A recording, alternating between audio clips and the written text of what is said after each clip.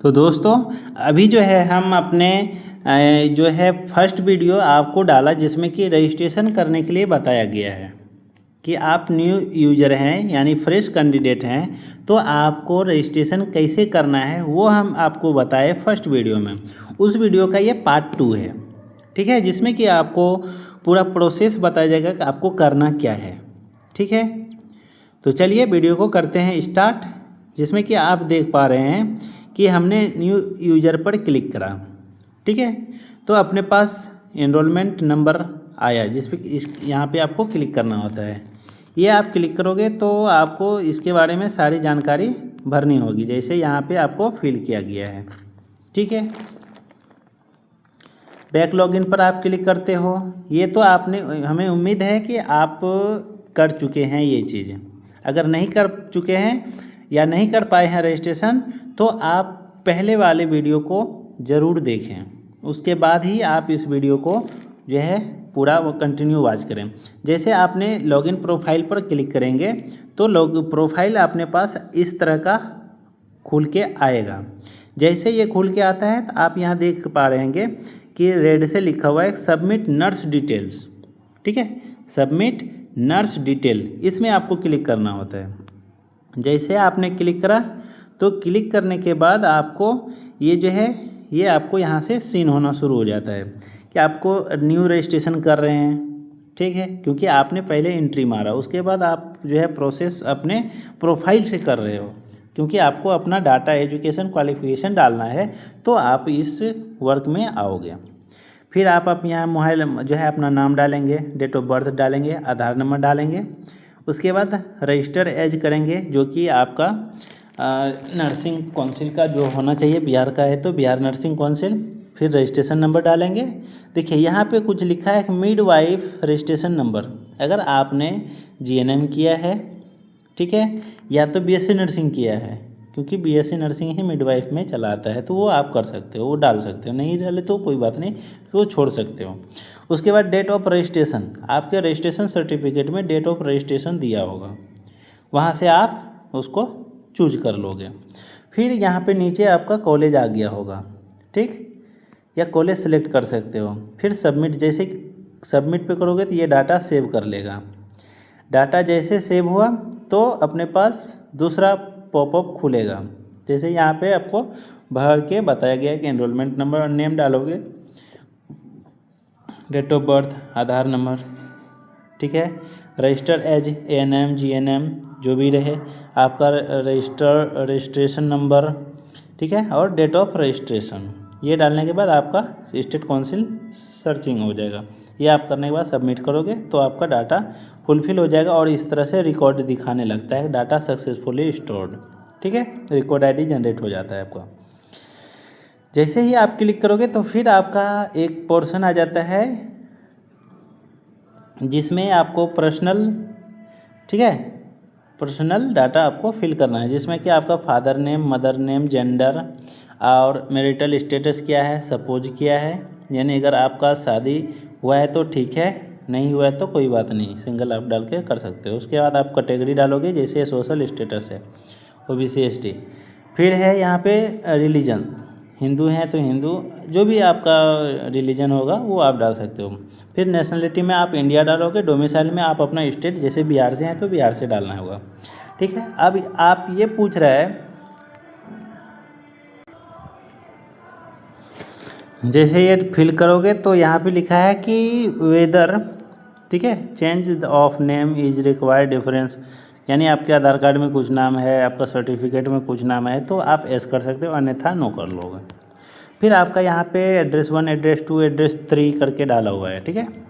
तो आप में यहाँ पे आप अपना गांव का नाम डालोगे, पोस्ट ऑफिस, ब्लॉक, लोकेलिटी, यानी आपको कुछ लैंडमार्क देना होगा, स्टेट डालना पड़ेगा, डिस्ट्रिक्ट, ब्लॉक, विलेज और जिप कोड यानी पिन कोड आपका।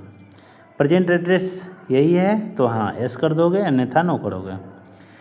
तो नो करोगे तो वो आपका एड्रेस मांगेगा। Mobile number, landline number, mobile number और email ID, alternate mobile number और अल्टरनेट जीमेल आईडी आपको डाल के सबमिट करना होगा। जैसे ही आप सबमिट करोगे तो आपके पास दूसरा पॉपअप खुलेगा जिसमें कि आपको बेसिक क्वालिफ़िकेशन मांगा रह जा रहा है, जिसमें कि आपको पहले 10th क्लास का मांगेगा, 10th क्लास का, फिर 12th क्लास का, 12th क्लास का आप डाल दो। फिर बेसिक क्वालिफ़िकेशन में आपका एएनएम का डाले हैं तो एएनएम का आपको डालना होगा। जैसे स्टेट इंस्टीट्यूट जो है वो किस टाइप का हो, गवर्नमेंट है प्राइवेट है तो प्राइवेट है तो प्राइवेट, नहीं तो गवर्नमेंट है तो गवर्नमेंट, ठीक है। उसके बाद इंस्टीट्यूट का नाम आ जाएगा, वो आप सर्च कर लोगे। फिर ये जो है किससे है रिलेटेड, किस बोर्ड से क्या है, यानी नेम ऑफ यूनिवर्सिटी या बोर्ड, तो आपका बोर्ड है तो बोर्ड आप डालो, किस भी बोर्ड से चल रहा है। जैसे बिहार का है तो बीएनआरसी से चल रहा है, ये आ जाएगा। पासिंग ईयर आप कब किए हैं, पासिंग ईयर वो दिखाना होता है। फिर ये है ड्यूरेशन ऑफ कोर्स, यानी आपने कोर्स कब किया, ड्यूरेशन का कोर्स क्या था, 1 साल का था, 2 साल का था, 2 साल का था तो 2 साल का आप डालो, फ्रॉम टू इतना। रजिस्ट्रेशन नंबर ये डालो, ठीक है। उसके बाद डेट ऑफ रजिस्ट्रेशन कर लो, रजिस्ट्रेशन नंबर डालकर डेट ऑफ रजिस्ट्रेशन करने के बाद सबमिट करो। ये फिर दिखाएगा आपको, तब एडिशनल क्वालिफ़िकेशन में आप कर सकते हो। अगर आपने बीएससी नर्सिंग किया है तो आप यहाँ से कर सकते हो, अगर नहीं किए हैं तो आप यहाँ से स्किप कर लोगे, ठीक है। इसको यहाँ पे जो एस है उसको नो करो, काम ख़त्म, ये इधर से हट जाओगे, अन्यथा आप क्लिक करो नो सर्विस पे।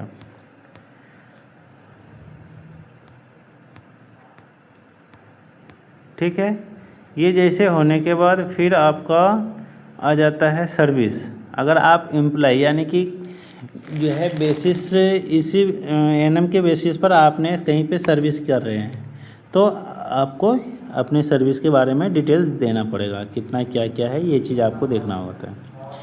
उसके बाद आपको अपलोड क्या क्या करना है, 10th certificate, signature, registration certificate और एडिशनल क्वालिफ़िकेशन सर्टिफिकेट। अपलोड में 10th का सर्टिफिकेट आपको डालना होता है, ठीक है, जो कि याद रखिएगा जेपीईजी या जेपीजी या पीएनजी में करना है। 100 KB से अंदर होना चाहिए, ज़्यादा नहीं होना चाहिए, नहीं तो लेगा ही नहीं अपलोड। सिग्नेचर भी आपका हो जाना चाहिए, रजिस्ट्रेशन का सर्टिफिकेट भी आपका हो जाना चाहिए और आपको रजिस्ट्रेशन यानी एएनएम नर्सेस का सर्टिफिकेट भी आपको इसमें डालना होता है। उसके बाद आप सेव करोगे, जैसे ही आप सेव करोगे तो ये आपको पूछेगा कि 2 वे में आप फ़ोटो को अपलोड कर सकते हो, या तो ऑफलाइन फ़ोटो अपलोड करो या तो ऑनलाइन ये लाइव करके करो। तो आप सबसे अच्छा बेटर तरीका ये होगा आप लाइव भी कर सकते हो, नहीं तो अपलोड जो है अपलोड करके फ़ोटो को अपलोड कर दो, सबसे बेटर है। फिर आप सेव कैप्चर पर आप क्लिक करके, ठीक है, ये जैसे आपने फिल करा तो यहाँ से देख सकते हो 2 पॉपअप खुला हुआ है, ये भी इसका साइज़ दिया हुआ है। आप फ़ोटो अपलोड करो, काम ख़त्म है आपका। ये होने के बाद फिर आपका जो है ये टोटल प्रोफाइल जो है वो आपका ओपन हो जाएगा कि आपने क्या क्या अपना दिया हुआ है डाटा। ये डाटा अगर आपको गलत लग रहा है तो आप इसको चेंज भी कर सकते हो अभी, क्योंकि अभी तक सेव क्लियर नहीं कर चुके हैं। जैसे ही आपका हो जाएगा तो फिर इसमें आपका आधार ऑथेंटिफिकेशन होता है, ठीक है, देख सकते हो आधार ऑथेंटिफिकेशन बाय सेल्फ, यानी ओटीपी या तो फिंगरप्रिंट से आप कर लो। तो क्लिक करोगे ओटीपी वाले पे, फिर डिक्लेरेशन आएगा, ओटीपी आएगा, आप ओटीपी फिल करने के बाद सबमिट कर दो। जैसे ही सबमिट करोगे आपका ये फॉर्म सबमिट हो जाएगा और आप इसको प्रिंट करा सकते हो। अब जैसे ही आप इसको सबमिट करोगे सक्सेसफुली सबमिटेड लिखा आएगा। उसके बाद आपको कुछ नहीं करना है, ठीक है। सबमिटेड जैसे लिखा आएगा तो फिर आप आराम से इसको इस तरह का फॉर्मेट आपको खुलेगा, आप इसको प्रिंट, ठीक है, प्रिंट पेज कर सकते हो, आप प्रिंट निकलवा सकते हो, ठीक है। तो उम्मीद है कि आपको जो है यह जानकारी अच्छी लगी होगी।